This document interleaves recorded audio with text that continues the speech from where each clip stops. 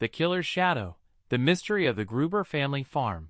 On March 31, 1922, the German city of Bavaria was living under a blanket of heavy snow, and within one of the remote farms in the area was the Gruber family, who had no signs of anything disturbing their peaceful life. The farm was large and traditional in style, and the family's life there was calm and comfortable, until that fateful day that turned their lives upside down. The family consisted of the father Andreas Gruber, the mother Sybil, the daughter Maria, and the two sons Jose and Philip, in addition to the new maid who had recently started working on the farm. Months before the crime, the former maid had left the farm after complaining about hearing strange noises around the house, such as knocking on doors and incomprehensible whispers. But the family paid no attention to those complaints, considering them mere fantasies of the former maid.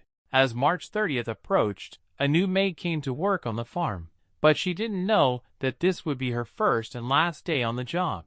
The new maid soon began hearing the same voices that the previous maid had heard, and she went to the family to complain about it, but they didn't take her complaints seriously either. That day, Father Andreas and some family members noticed unusual things on the farm, such as the appearance of a strange newspaper they hadn't subscribed to, and the loss of keys to some rooms, and even more importantly, the presence of strange footprints in the snow around the farm. The problem was that these traces indicated someone had entered the house, but they showed no signs of exit, raising doubts about whether the person who entered had left or not. That night, the tragedy occurred.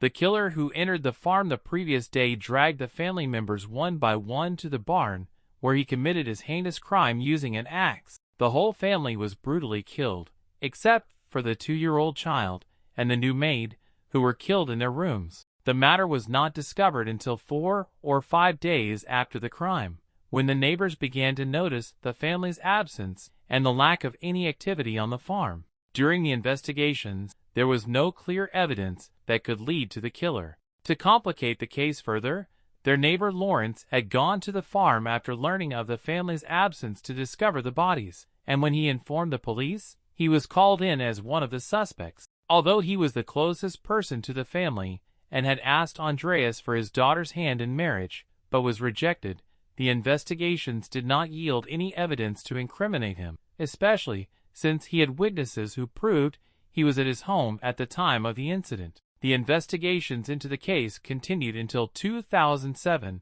without anyone being able to solve the mystery. The more the investigators tried to search, the more they found themselves stuck in a vicious cycle. There were many confusing pieces of evidence, such as the intangible foods in the kitchen, the fire burning, and the traces of people in the house, but there was no conclusive evidence of the perpetrator. In the following years, a new case emerged in the 1980s, when the murder of Mike Reimer and his family was unexpectedly linked. Mike, who had a history of family problems, went on a camping trip to the same area where the previous crime took place. This time, Diana's body, Mike's partner, was found with a pouch similar to the one found with another victim's body in a previous crime.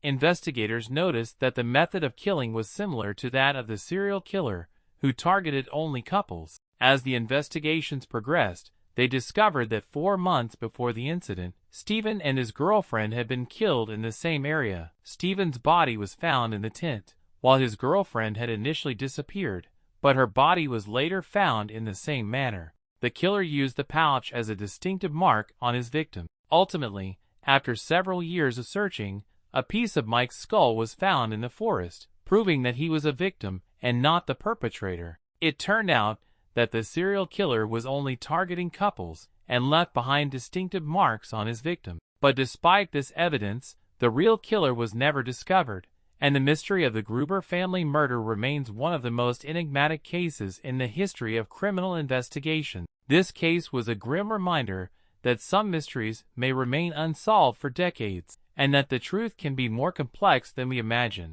If you liked the story, we have a lot more to offer. Stay tuned for more updates. Goodbye.